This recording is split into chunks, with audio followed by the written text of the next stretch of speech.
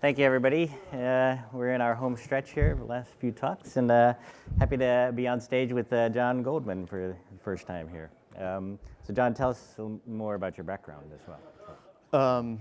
Geez, I started a long time ago. I started in the 90s making kid CD-ROMs when that was a big opportunity, and that was my first love is kids products, and I still stay involved in that. I made a product with friends called Monster Maker, which was sort of a construction kit out of different monster parts. And then a couple things happened. The kids industry contracted, and I happened to have had some experience in banking and finance stuff. So I pulled together a consolidation of video game companies, which at the time was the largest independent video game developer in the world. And I see one guy, Lindsay Gupton, who used to work with me as part of it. But yeah, we made, probably made over 500 games in the packaged software era. So that came to be called Foundation 9. That's right. And it was how many studios? We had 11 studios and 1,000 or so developers. I can't remember, but it was a lot of developers back then. But it was like a stage where work for hire was a great opportunity, right? I mean, is that right? So we were, so we were not in the probably the very sexiest part of the industry, but we did do like a number of Star Wars or Harry Potter, those type of games that at the time you could actually not only get paid up front but get a royalty, and actually make It actually was a good business. So now you're a venture partner at Greycroft, and we can talk a bit about that, but also a partner at Skybound. And that's sort of Skybound is the opposite end of what we're talking about with work for hire in those good old days, right? Right, I mean, so we're the IP holders of the Walking Dead, among other things. We're one of the largest and most active comic book companies in the world right now.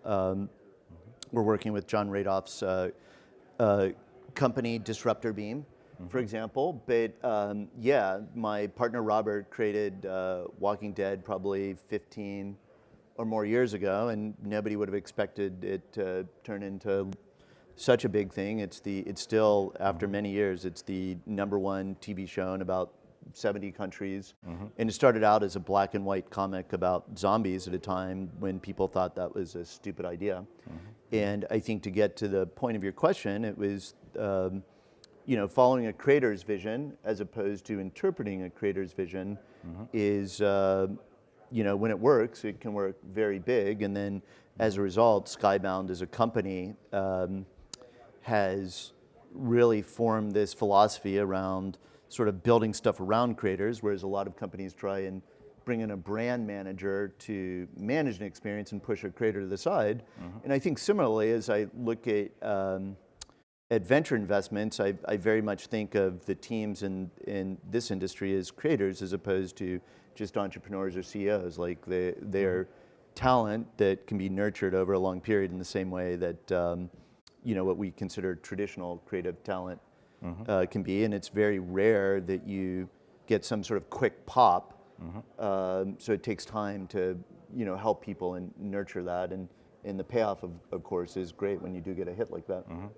So in the case of Skybound, what do you view as what became transcendent here? Is it writing the narrative that became transcendent? That this became the thing that gamers really wanted in games that they didn't want quite a long time ago? Well, yeah, I mean, so we had a big success with Telltale on sort of writer-driven games, and right now there's a lot of interest in games things with terrible graphics but great writing, right? It's like, I mean, yes, you might say that, but I think it shows that story carries the day, and that it's an interesting thing for people who've played that Telltale game, is that you've got a very casual gameplay pattern. It's like way more casual than any sort of match 3 game, but because it's story driven, you can have mature content that can appeal to adults, and you're basically telling a soap opera, and so they kind of had that space themselves. And this year we've had a lot of attention around both Pocket Gems, and now I'm spacing the company that Nexon just bought, the story-based company. Oh, yeah. Oh, You wrote Pixelberry, right? Yeah. Pixelberry, Okay. of course. Yeah. And so there's a lot of interest in that. But yeah, I mean, and I think when you look at sort of, so I'm very interested in that in both what we do at Skybound, and then I've looked at a number of sort of narrative-driven things in gaming, because it's a hard thing to do. Like traditionally, gaming companies were led by engineers, and so there'd be some person in the company who, you know, did a minor in drama or something, and they'd hired that person to, you know, write the game. But writing's a craft like anything else, and so when we first did this, you know, our first sort of iteration of this partnership with Telltale, we brought in a full writer's room in the same way that we do with TV shows, and I think that had a big, you know, role in the success of that franchise. So the writer's room sort of elevated it. It elevated. Well, we brought in TV writers and you know, interactive writers and comic book writers, and that's how you do a TV show. But also, as people in here making video games know, that that's also a financial commitment. So a lot of game companies have been reticent to invest that much in writing, but the more, you know, and then you get a lot of you know, ideas such as, hey, why don't we put in some more orcs? You know, and that isn't really that isn't really narrative. That's like that's more of a feature. So like at the Game Developers Conference, you know, they have that whole game narrative track now. Is that sort of like maybe one of the secrets here that maybe you should go check that track out and see, you know, all of the sort of things they're thinking about related to how to build writers' rooms, and if you seize upon that, maybe you're grabbing one of the most interesting parts of the game industry. Well, I certainly think that it's a great place to build out IP.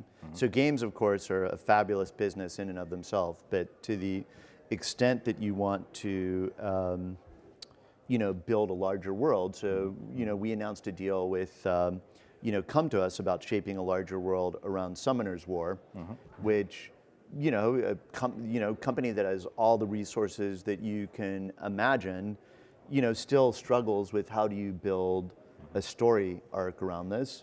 And in fact, you know, maybe one of the first, you know, this today is reminding me a little bit of maybe some of the first times we met. We started shaping this strategy among my current partners and my partners at Foundation 9 with Andrew House back around the launch of a game that did middling well called Death Jr.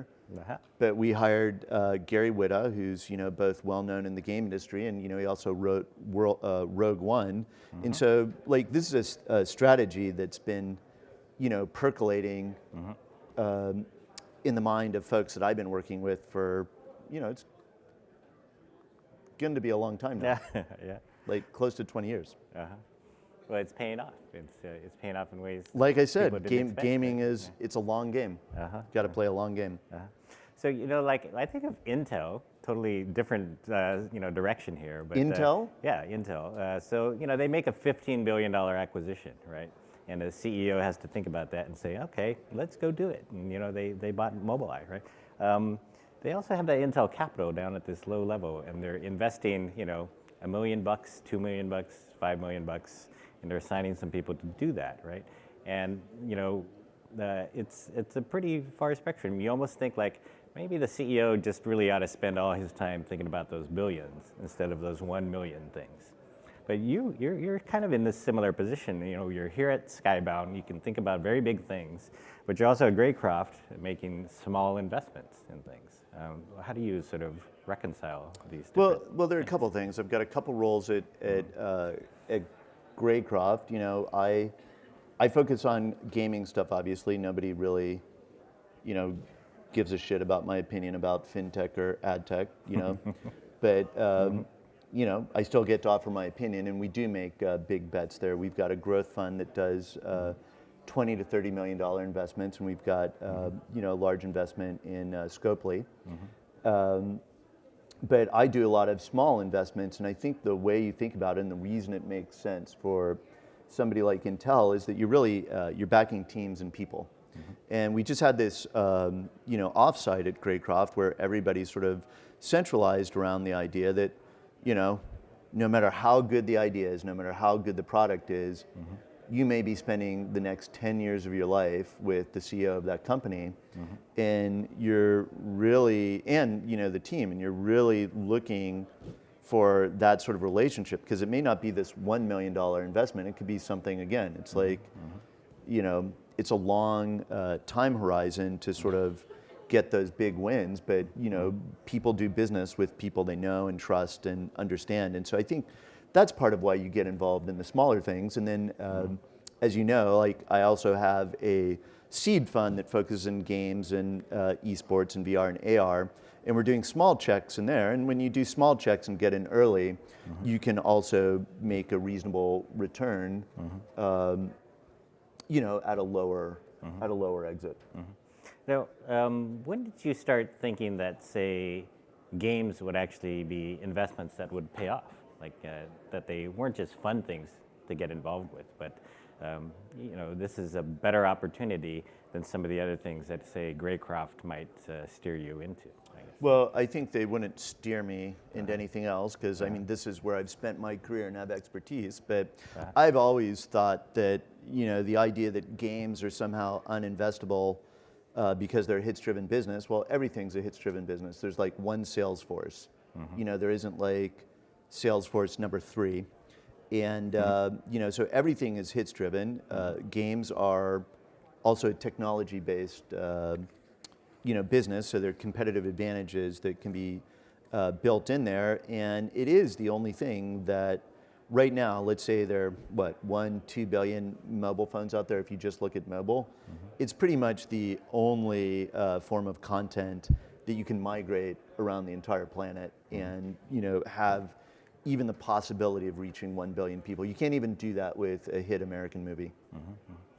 So we had the investor panel earlier today. Did you listen to some of that? I listen to that. I'm investors with all those guys. And what is your own view of what sectors are hot, say, within games? Well, so I don't think about, for example, all right, eSports is very hot as a topic, but I think of eSports as just a subsector of a much bigger trend. So for somebody like me who's been in the industry since the packaged software days, the real sea change is that I spent most of my early career making games for players, and now there's this opportunity to make games for audience and spectators. And eSports is one example of that, but so is HQ Trivia, and then Twitch streaming as a business in and of itself. So I think this idea that we're making stuff for audience is a really critical transformation. I think something that a lot of my peers aren't looking at, but that I'm paying a lot of attention to, is Switch. All right, that gained a lot of traction pretty quickly. That's pretty interesting, in the same way that nobody pays any more, like I haven't found an investment in this, but I would look, nobody pays any more attention to Nintendo DS, the biggest, sort of physical platform. And then in general, most people want to talk about mobile. The biggest sort of trend I see is the collapse of barriers between what we'd consider mobile and what we'd consider core games. So mobile games are both becoming more core and introducing mechanics that are based purely on entertainment versus mechanics that are based on irritation of the customer. And then of course games on Steam. Was it a slam against a lot of the games out there? No, I think it's just the nature of the industry. So, new platforms often start more casual. Like if you looked at I'd be very surprised if people at Zynga, I don't see Petrovich here anymore, but disagreed that, like the earliest games on, Facebook were basically grinding, and it took them a while to sort of migrate to games that are, way more fun. And then of course you get more retention engagement. But anyways, so that's one thing that's happening on mobile. On the core side of things, we're seeing movements to sort of subscription packages and live operations and in-app purchases. So, it's kind of collapsing a bit between the platforms. But you're not interested so much in AAA game investing, right? But taking the quality of that and putting it into these more investable platforms, like maybe mobile? Or? Well, so what I would say is a team that's peeling off from a AAA studio that wants to get started. So if you look at like the Psyonix guys or the Blue Hole people before PUBG and whatnot, like this is a craftsman industry. So again, coming back to what I said earlier, you're investing in people, and their first game is not likely to be, you know, the big mega hit. Like they're all like, you know, overnight successes that took several years, right? And so to find those kind of teams where people know how to close off, you know, big games, so they know what that feels like. They've got that visceral feeling of, okay, this is a good game and I haven't released it until it's good. They've worked together before, they've got genre expertise, you know, and something that they care about personally. Those are the sort of teams that I'm looking for, and that, you know, I just, because of the amount of money I'm investing, I need to get involved early. Like I can't get involved when they're already, you know, Psyonix. Yeah. And so if you kind of just sort of look at some of this space and then try to go up as high as you can, like what do you see as far as game investing goes? So what I just said right now is what I am looking for personally. I think that if you take together what I was saying about the collapsing of barriers between sort of core and free-to-play games, the skill set that knows how to do that are people that have closed off more core games before. So I'm really looking for, you know, talent as much as, you know, I think that maybe Gordy said it earlier, like you're not looking for a product or a market opportunity, you're looking for a team, and that I'm looking for teams that have worked on you know, more complex games that appeal to some form of dedicated audience. You know, like a core game player is more committed, they spend more money, and then you need to have more than that, because if you're building a venture business, you need, you know, somebody in the CEO role, or at least is capable after they've produced that first game, of being a full-time and focused business person. And then you need somebody on the team, which a lot of core teams don't have, that is really expert at sort of monetization, retention, like all the things that play into you know, in-app purchases and driving that sort of economy. So that's, you know, it's not an easy thing to find, but that is what I'm on the hunt for. So you're hopeful? I think this is the best space in media. Like I think there is, like, if you want to be involved in media, there's no better industry. So blockchain and crypto didn't sort of roll off your tongue there. So I've got a number of crypto-related investments, or blockchain-related. I think that blockchain is very useful, and a lot of the companies I'm involved in, they're solving real problems. So I'm involved in a company up here called Sliver.tv. You may know Mitch, and they're using the blockchain as a video distribution platform. So they do streaming from inside eSports games. And so it's very expensive to deliver video to low monetizing countries for advertising, like Russia or even parts of Asia or Latin America, where there's a lot of viewers. So they're breaking the video distribution is being pushed along the blockchain, you know, to different you know, through different users' computers. And again, sort of keying off of some of the things I just mentioned now, like CEO is one of the founders of Tapjoy, so he's like built and sold a company before. Good technologist who, you know, really implements things and moves things along, and has brought people from his former venture. So he's working with a team that he knows and has succeeded with before. So a lot of elements that are attractive to me. And you are based in Los Angeles. Do you see LA as sort of becoming the epicenter of different things now in games? So I'm a huge, so I used to live up here, and I started my old company up here, so I love it up here, but I'm a huge fan of LA as a market. One, it's an incredibly vibrant venture market. Because it's such a large geography, we probably have more startups than up here, believe it or not. And it's a great place to be as, you know, Greycroft, because we're one of, you know, just a handful of institutional venture capitalists. So we've got a lot of, you know, we get a lot of great deal flow down there. As certainly for the types of things that I look at with sort of narrative and media components, LA has got a lot of expertise in that. And then we've got sort of the general infrastructure that's hard up here. We've got 5 major research universities for recruiting. We've got lower rents because the area is just so big. And then all the sort of things that attract young people in particular, good restaurants, cultural events, beach, desert, whatever. Okay. Well, it's good to have you in the industry. You're making these worlds and economies and jobs happen. So, good. thanks, man. Thank you. you. All right.